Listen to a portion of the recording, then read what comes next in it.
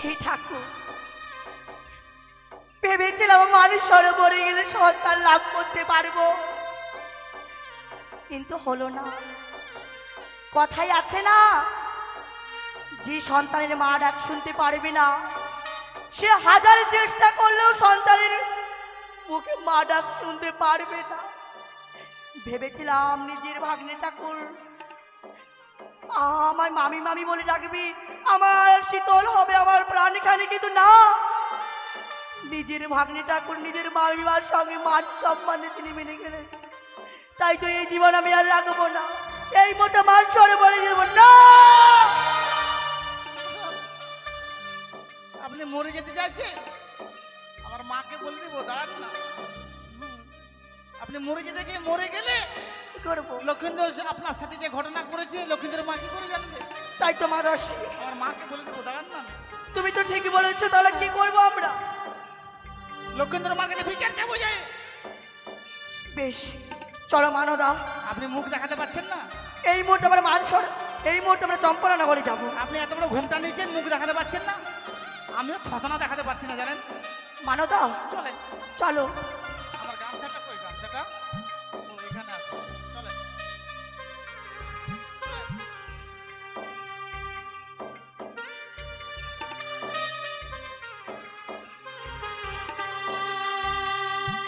সন্তান আমার সীমান দুর্লভ লক্ষ্মীন্দর তার বন্ধুকে নিয়ে বড় বেটাকে পাঠাও, বড় বেটাকে। খেলা করতে গেছি, অনেক বিলম্ব হয়ে গেল, কিছুক্ষণ বিশ্রাম করি। মানদা, এই হচ্ছে চম্পলা নগরীর রাজপ্রাসাদ। এটাই তুমি ডাক দিয়ে রাখো কেউ আছে কিনা। ওই জন্য ভিতরে ফ্যান ঘুরতে সাই সাই করে করে ওই বাড়ি ওই মানদা, তুমি যদি এভাবে ডাকো দাও কেউ সাড়া দেবে না, তুমি ভালো করে ডাকো। ভালো করে ওই বাড়ি ওই না না, একটু জোরে ডাকো, ওই বাড়ি ওই আস্তে ডাকো, ওই বাড়ি ওই।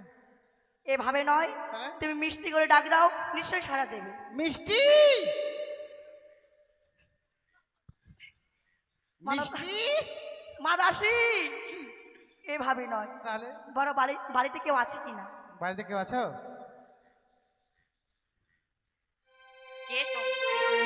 কে তোমরা? প্রণাম রানীমা। না না না, আমি তোমাদের রানীমা না, তুমি কে ডাকনি? আমি এই রাজবাড়ির হচ্ছে দাসী। দাসী? হ্যাঁ, রানীমা ভিতরে আছে। আমারই মতো? হ্যাঁ। কপাল ভালো তুমি এখান থেকে ওখানে কাজ করো, নাহলে তোমারও থেতার বেতার হইতো। রানীমাকে ডাক। আবার দাসী সোনার মালা পরেছে। বাইরে কারা এসেছে? আপনি রানীমা? প্রণাম হই মহিমা। দাঁড়াও, কি হয়েছে? কিছু হয়নি। তুমি কে? কন্যা যাত্রী। কন্যা যাত্রী? হ্যাঁ এসব বলছো কি? হ্যাঁ, আপনার ছেলে বিয়ে করেছে, তাই বিয়ে বাড়িতে নাচেছি তো। মুখ সামনে কথা বলবে। পচারে পচারে পচারে। আমার লক্ষিন্দর বিয়ে করেছে? হ্যাঁ, আপনাদেরকে বলেনি, চুপি চুপি করে বিয়ে করেছে, জানেন? চুপি চুপি করে বিয়ে করেছে লক্ষিন্দর? হ্যাঁ, আবার টিকিট কাটা হয়ে গেছে, হানিমুনে যাবে। বিশ্বাস হয় না? না। বৌমাকে দেখবেন, বৌমাকে দেখলেও তো বিশ্বাস করবেন, কিন্তু একটা কথা, বৌমাকে দেখতে গেলে একটা সোনার আংটি দিবেন, হ্যাঁ, মুখ দেখানি। হ্যাঁ,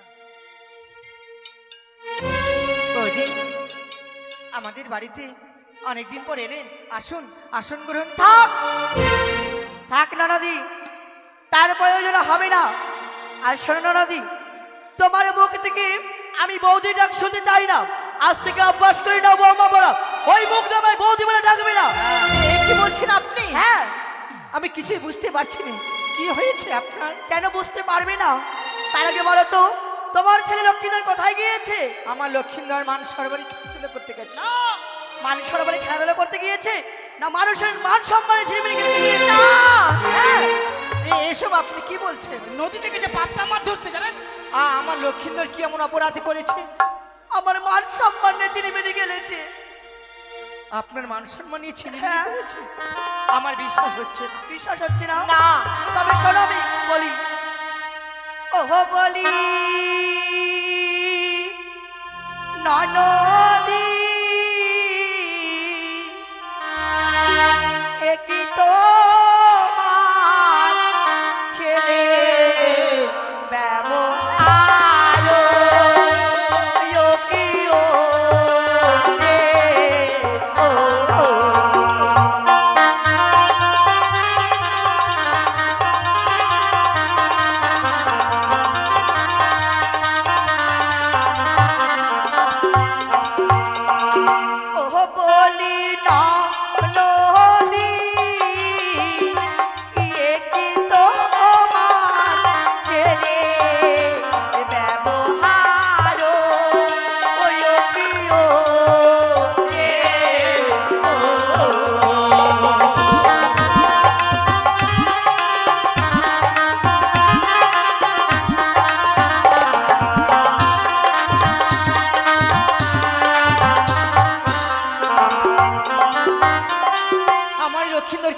ব্যবহার খারাপ করেছে?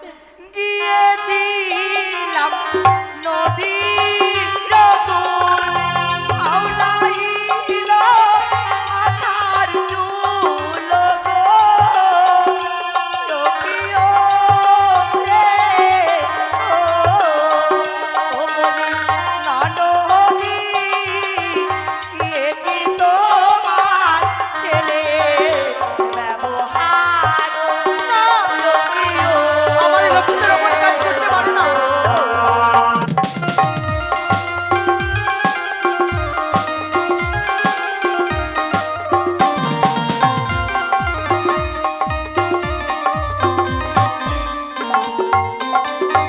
বৌদি, আর কি করেছে জানো? কি করেছে লক্ষ্মীর নাম? চিরিল সারির অঞ্চল, ভাঙিল হাতের কঙ্কণ গো, ইয়ো রে ও বলি না নদী, এ কি তোমার ছেলে ব্যবহার, ইয়ো রে কি বলছেন বৌদি? হ্যাঁ বৌদি,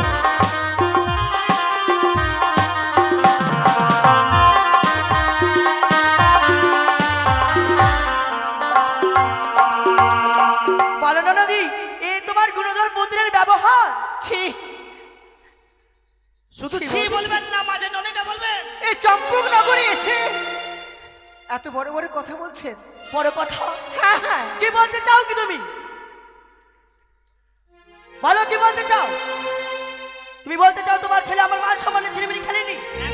আমার বিশ্বাস হচ্ছে না। বিশ্বাস হয় না? না, তবে শোনো, আরে বিশ্বাস যদি না হয় মনে, জিজ্ঞাসা করো তুমি দশজনা রে গো, ইয়ো কিয়ো রে ও বলি না নদী, এ কি তোমার ছেলে ব্যবহার, ইয়ো কিয়ো রে ও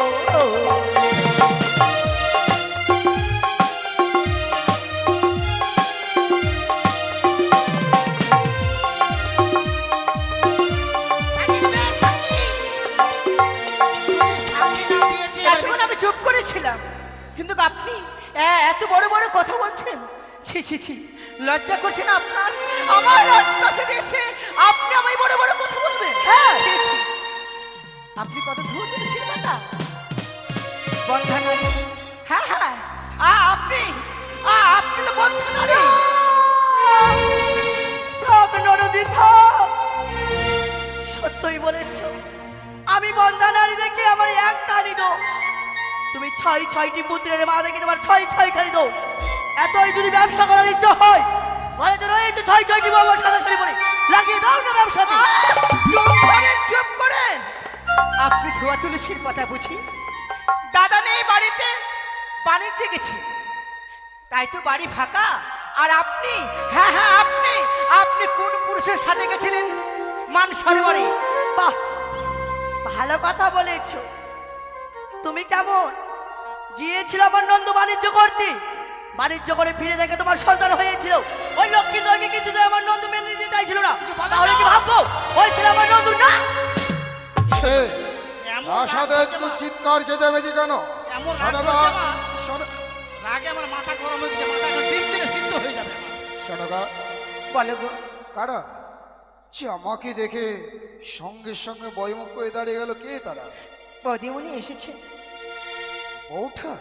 হ্যাঁ গো, বৌঠান, আমাকে দেখার পরে বয়মুখ হয়ে দাঁড়িয়ে গেলে কেন? কি হয়েছে বলো? কি হয়েছে? বৌঠান, পাগলি নিবেশে আমার প্রাসাদে কেন, কি হয়েছে?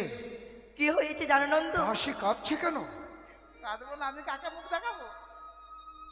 কি হয়েছে জানো? কি? তুমি তো জানো আমি সন্তানের মা হতে পারিনি, তাই তো আমি ভেবেছিলাম আমি ওই মান সরোবরে গেলে সন্তান লাভ করতে পারবো। গিয়েছিলাম মান সরোবরে গিয়ে, মান সরোবরে গিয়ে তোমার ছেলে লক্ষ্মীধরের সঙ্গে আমার সাক্ষাৎ হয়েছিল। অতঃপর ভেবেছিলাম মা ডাক্তার শুনতে পারিনি, লখায় আমায় মামি মামি বলে ডাকবি, আমার তাবি তো মন শীতল হবে। তারপরে সে লখায় আমায় মামি মামি বলে না ডেকে আমার মান সম্মান চিনি মেনে গেছে। এ কি শোনালেন বৌঠান? শেষ পর্যন্ত আমার লক্ষিন্দর ভেবেছিলাম এতদিন আমার কাছে হয়তো নামালো, কিন্তু লক্ষিন্দর শেষ পর্যন্ত তার মামিমাকে ছি ছি ছি সনকা স্বামী গো, লজ্জায় ঘৃণায় মাথা হেড হয়ে যায় আমার। যে চম্পক নগরের অধীশ্বর আর আমার একমাত্র সন্তান আমার মুখে যে এইভাবে চুনকালি লাগাবে আমি কখনো পরিকল্পনা করতে পারিনি। বৌঠান, আমি চম্পকনগরের ন্যায় বিচারক। এতদিন আমি আমার প্রজাদের সূক্ষ্ম বিচার করে এসেছি। আমার সন্তান লক্ষিন্দর হলেও তার সূক্ষ্ম বিচার করতে আমি একটুকু পিছু হটব না। লক্ষিন্দর যে কর্ম করেছে এ মুহূর্তে লক্ষিন্দরের নির্বাস। থাক নন্দন থাক, আমি এ বিচার মানি না। বৌঠান, এই মুহূর্তে তুমি অন্য বিচার করো। আমার বিচার আপনার মনোভূত নয়? না তাহলে লক্ষিন্দরের এই মুহূর্তে ছিল না নন্দন, না নন্দন না, আমি এই বিচার মানি না। বৌঠান, হ্যাঁ, এতদিন আমি আমার চম্পকনগরের প্রজাদের সূক্ষ্ম বিচার করেছিলাম। আমি নিজে নিজে মনে স্থির করেছিলাম যে আমার প্রজা না জানি আমার কাছ থেকে ন্যায় বিচার পেয়েছি, কিন্তু আজ পিতা হয়ে সন্তানের বিচার যখন আমি করতে পারলাম না, অনেকের জন্য আমার বিচারের আসন আমি আপনাকে দান করলাম। থাক নন্দন থাক, এই বিচারের আসন আমার নয়, এই বিচারের আসন তোমার। তাই তো আমি এখান থেকেই বলছি, শোনো, তোমার ছেলে লক্ষিন্দর, তাকে 7 দিনের মধ্যে বিবাহ দিতে হবে। আর যদি 7 দিনের মধ্যে বিবাহ না দাও তাহলে তোমার ছেলে মরে যাবে। ও গো, বলো তো ও গো ঠাকুর, এ কথা শোনার আগে কেন আমাদের মস্তকে বজ্রাঘাত হলো না? ও গো, সনকা, বলো তো আমি সন্তানের মা কি করে সইব? আমি কি করে বইব স্বামী? সন্তানের মা বলে যে তুমি গর্ভ করে বেড়াবে তা তো নয় সনকা, পারবে? বৌঠানের দাসী যে কান্না করছে বসে, পারবে তুমি তাদের চোখের জল মিশিয়ে দিতে? পারবে তুমি তাদের চোখের জলের দাম দিতে? পারবে না তো? তাহলে আমি মনে মনে স্থির করে ফেলেছি, শোনো মা দাসী, আমার বিচার হলো না। আমার বিচার আমি একটা চাইবো, আমি তো দাসী, তাই আপনার বাড়ির দাসার সঙ্গে বিয়ে দিয়ে দিবেন আমাকে। বৌঠা, আমার বৌঠানের দাসী চাও মা? সনকা, বলো। আমি মনে মনে স্থির করেছি এই মুহূর্তে লক্ষিন্দরের বিবাহ দেব। আমার ভাগ্যে যা আছে তা হবে। লক্ষিন্দরের বিবাহ দিয়ে আমিও নিশ্চিন্ত হতে চাই। যাও তোমরা অন্তঃপুরে বিশ্রাম করো। বেশ। সেপাই, এ টুনটুনি, এই তারজান, সবাই